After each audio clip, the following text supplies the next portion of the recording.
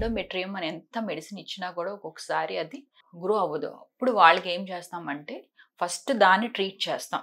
ఆ ఎండోమెట్రియం మీద వచ్చిన ఇన్ఫెక్షన్ ట్రీట్ చేస్తాం.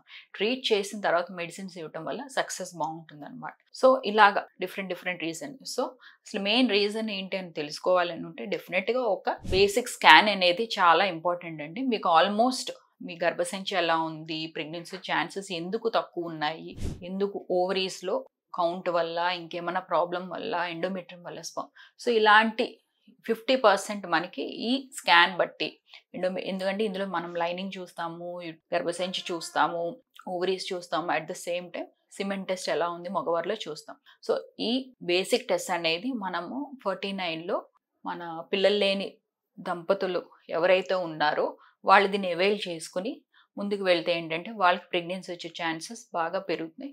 సో డెఫినెట్గా ఇలాంటి ప్రాబ్లమ్స్ థిన్ ఎండోమెట్రియంతో కానీ మీరు ప్రాబ్లమ్తో ఫేస్ చేస్తుంటే డెఫినెట్గా మీరు రాజమండ్రి 49 బ్రాంచ్ నన్ను కన్సల్ట్ అవ్వచ్చు.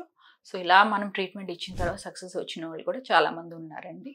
సో ట్రీట్మెంట్స్ అనేది ఒక్కొక్కరికి ఒక్కొక్కలా ఉంటుంది. Thank you so much.